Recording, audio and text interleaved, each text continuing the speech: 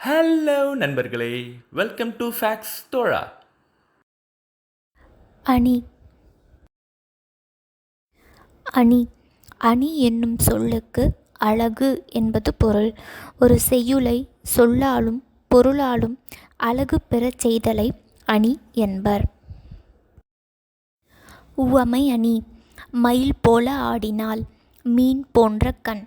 இத்தொடரில் நடனம் ஆடும் பெண்ணோடு மயிலையும் கண்ணுடன் மீனையும் ஒப்பிட்டுள்ளனர். இவ்வாறு ஒப்பிட்டு கூறப்படும் பொருளை உவமை அல்லது உவமானம் என்பர். உவமையால் விளக்கப்படும் பொருளை உவமேயம் என்பர். இத்தொடரில் வந்துள்ள போல, போன்ற என்பவை உவம உருபுகளாகும். ஒரு பாடலின் உவமையும் உவமேயமும் வந்து உவம உருபு வெளிப்படையாக வந்தால் அது உவமை அணி எனப்படும். போல, புரைய, அன்ன, இன்ன, அற்று, இற்று, மான, கடுப்ப, ஒப்ப, உரள போன்றவை உவம உருபுகளாக வரும்.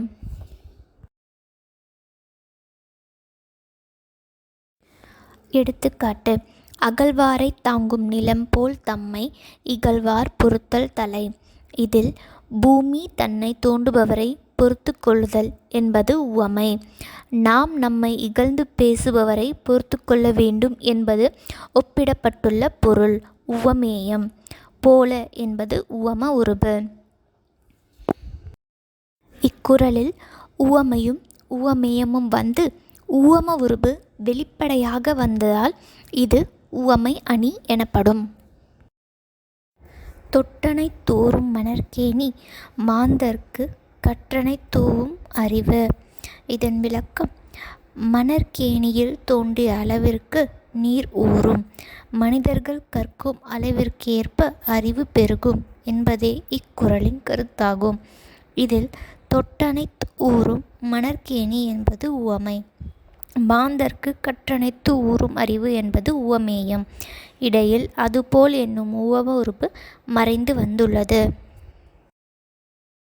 இவ்வாறு உவமை ஒரு தொடராகவும் உவமேயம் ஒரு தொடராகவும் வந்து உவம உருபு மறைந்து வந்தால் அது எடுத்துக்காட்டு உவமை அணி எனப்படும். நன்றி. மேலும் இது போன்ற பல சுவாரஸ்யமான பதிவுகளுக்கு ஃபேக்ஸ் தோழாவை தொடர்ந்து பாருங்கள்.